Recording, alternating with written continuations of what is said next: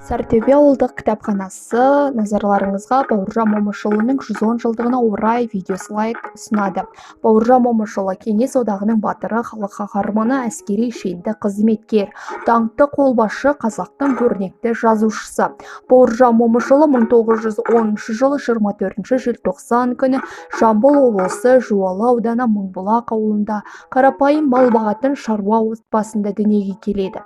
Балалық шағын 13 жыл өзінің кіндік қаны тамған ауылында өткізіп, одан кейін кеңестік дәуіріндегі интернатта тәрбие алады. 1929 жылы Әулиеата 9 жылдық мектебін бітіреді.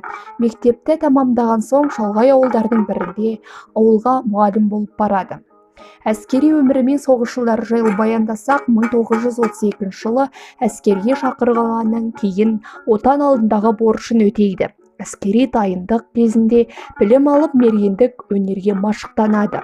1933 жылы полктық мектепті бітіреді. 1934 жылы әскерден келгенде запастағы командир болады. 1936 жылы Қызыл армия қатарына командир ретінде қайта шақырылып, әскери қызметке атқарады. Ол Орта Азиялық әскери округтың 115-ші атқыштар полкына командир болып тағайындалады. Бір жылдан кейін оның полкі ерекше қызыл ту қиыр шығыс армиясының бөліміне қосылады.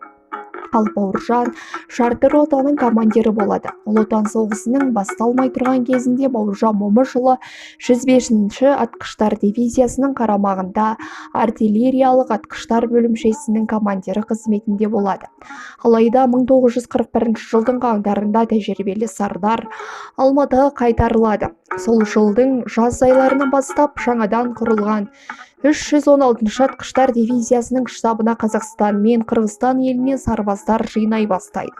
Бауыржан қайта жасақталған дивизияның 1073-ші атқыштар полкінің атқыштар батальонына командир болып тағайындалады. Ары қарай қайнаған соғыс майданнан басталып кетеді. Ержүрек сардаңдының батырлығын танытқан майдандар аз емес. Солардың ең ерекшесі 1941 жылдың күзінен басталған Мәскеуді қорғау шайқасы болады. Ол кезде 19-шы гвардиялық атқыштар полкына командир болады.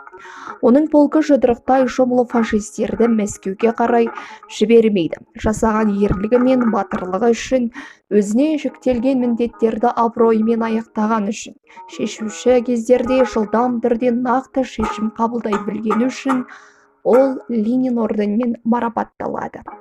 Бауыржан Момышұлының әдебиетке араласуы золуы. Ол қазақ және орыс тілдерінде бірдей жазып, өз өмірінде көрген білгенін арқау етеді. Оның қаламынан туған өмір шындығын арқау еткен тамаша романы мен әңгіме повестері қалың оқушының іздеп оқитын шығармаларына айналды. Бауыржан Момышұлы әдебиетке ерекшелікпен келген екен. Оқырман қауым батырды алдымен шығармалардың авторы ретінде емес, шығармадағы ержүрек кейіпкер ретінде таныған болатын.